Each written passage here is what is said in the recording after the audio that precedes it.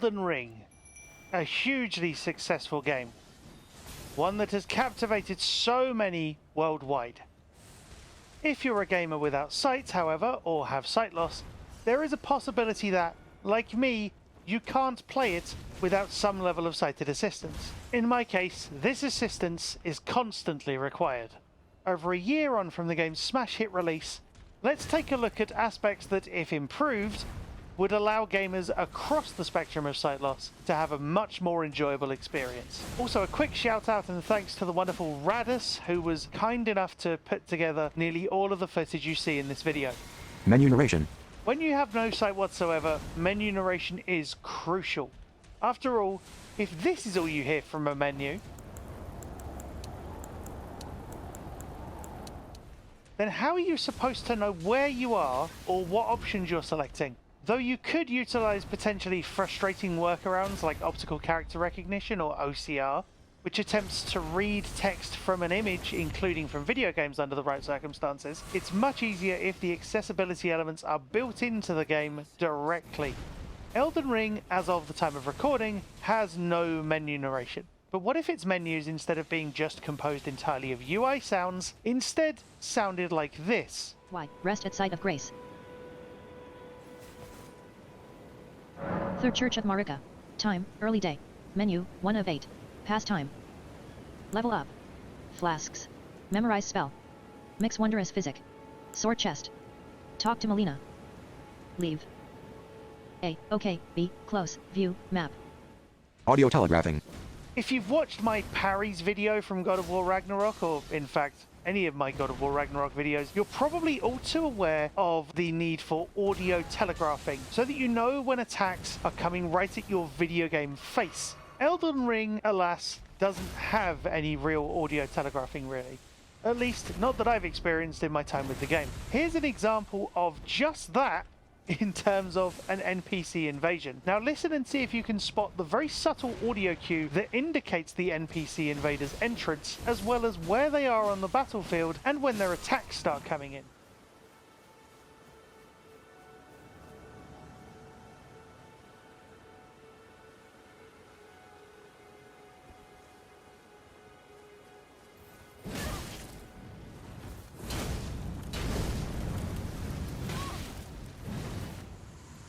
Of course, you could always keep your shield up and go for the safe counter, or safe parry as we called it, that being the guard counter, which you can see in this clip of the tutorial boss fight.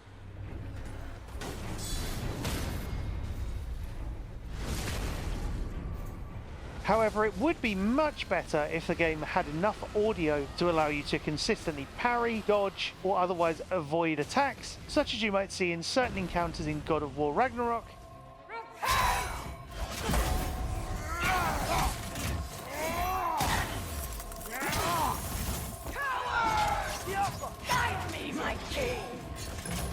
Or The Last of Us Part 2, to name just a couple of examples.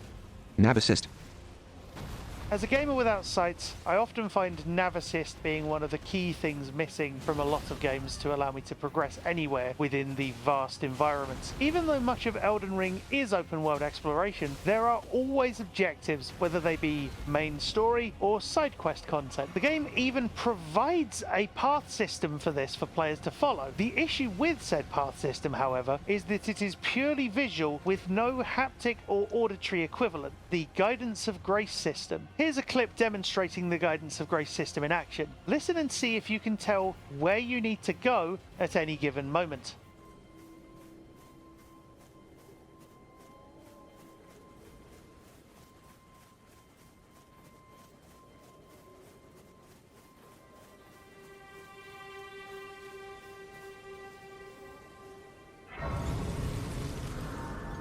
Having a method of navigation that utilizes the existing path system could help massively here, especially if it included appropriate traversal cues where required to allow you to jump or leap over gaps, etc., the same way a sighted player would do. It would certainly make things easier for any players who get confused as to where to go and might have trouble finding the visual-only cues seen here.